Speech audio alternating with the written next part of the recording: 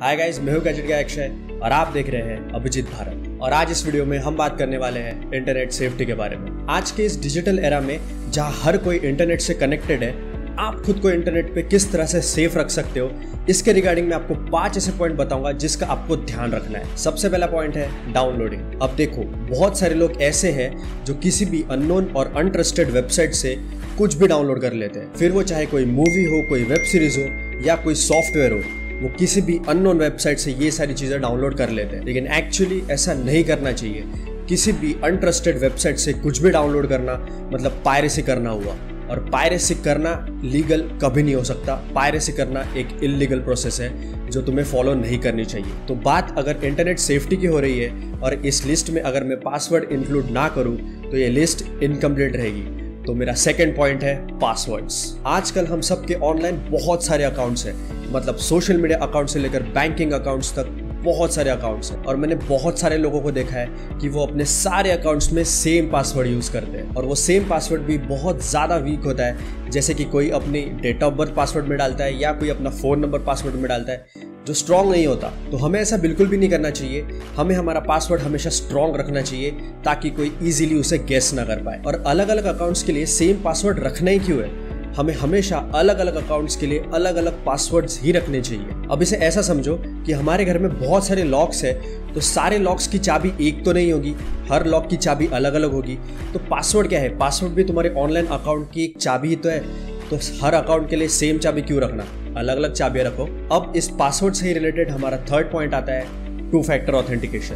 अब two factor authentication मतलब हमारे ऑनलाइन अकाउंट की एक एक्स्ट्रा लेयर ऑफ सिक्योरिटी है, और ऐसे बहुत लोग हैं जो टू फैक्टर ऑथेंटिकेशन यूज नहीं करते। अब टू फैक्टर ऑथेंटिकेशन क्या होता है कि मान लो तुम्हारा कोई ऑनलाइन अकाउंट है जिसमें तुमने यूजर नेम और पासवर्ड डाला, तुम्हें उसमें लॉग इन करना है, और अगर उसमें टू फैक्टर ऑथेंटिकेशन अनेबल है तो पासवर्ड डालने के बाद वो एक सिक्योरिटी कोड मांगेगा। वो सिक्योरिटी कोड डालने के बाद ही तुम अपने अकाउंट में एंटर कर पाओगे। लेकिन उसके लिए टू फैक्टर ऑथेंटिकेशन अनेबल होना चाहिए, और बहुत लोग इसे यूज नहीं करते। अब टू फैक्टर ऑथेंटिकेशन हम सब लोगों को यूज करना चाहिए क्योंकि ये हमारे ऑनलाइन अकाउंट की सिक्योरिटी के लिए बहुत ज्यादा जरूरी है। इस लिस्ट में हमारा फोर्थ पॉइंट है पब्लिक वाईफाई। देखो, इसे ध्यान से समझना। कहीं पे भी अगर फ्रीली पब्लिक वाईफाई अवेलेबल है तो उसे हमें यूज नहीं करना चाहिए, क्योंकि वो शायद से डेंजरस हो सकता है। पब्लिक वाईफाई से इंटरनेट हमें यूज नहीं करना चाहिए क्योंकि हमें नहीं पता बैक एंड में वो वाईफाई कौन कंट्रोल कर रहा है, और हो सकता है कि अगर तुम्हारा डिवाइस उससे कनेक्टेड हो तो वो डेटा भी तुम्हारा ब्रीच कर सकता है। और जितना हो सके पब्लिक वाईफाई से दूर रहो। पब्लिक वाईफाई से इंटरनेट यूज मत करो, और खास करके तब जब तुम्हें कोई ऑनलाइन ट्रांजैक्शन करना है, उस केस में पब्लिक वाईफाई तो यूज करना ही नहीं चाहिए। वो बहुत ज्यादा हैम्पर कर सकता है सेफ्टी। और अब इस लिस्ट में फिफ्थ और आखिरी पॉइंट है होम वाईफाई। अब देखो, होम वाईफाई में डरने वाली बात बिल्कुल भी नहीं है। बस कुछ चीजें हैं जिनका हमें ध्यान रखना चाहिए। जैसे कि हम हमारे घर पे जो राउटर यूज कर रहे हैं वाईफाई यूज करने के लिए, उस राउटर में कंपनी की तरफ से डिफॉल्ट यूजर नेम और पासवर्ड आता है, जिसे हमें चेंज कर देना चाहिए। क्योंकि अगर डिफॉल्ट यूजर नेम और पासवर्ड रखोगे तो उसे कोई भी क्रैक कर सकता है। इसीलिए उस यूजर नेम और पासवर्ड को हमेशा चेंज कर देना चाहिए। अब वो यूजर नेम और पासवर्ड चेंज करने का फायदा ये होता है कि तुम जब तुम्हारा यूनिक यूजर नेम और पासवर्ड रखोगे तो कोई उसे गेस नहीं कर पाएगा।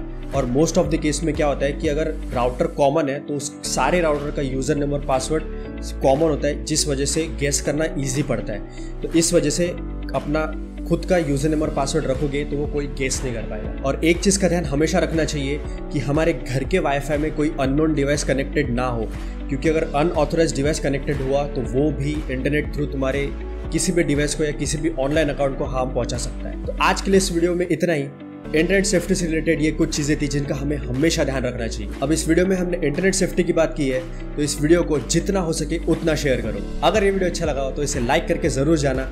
जो भी आपके थॉट्स है वो नीचे कमेंट सेक्शन में मुझे बता सकते हो। और ऐसे ही कुछ वीडियोस देखने के लिए देखते रहिए अभिजीत भारत, जो पहुंचे हर खबर तक।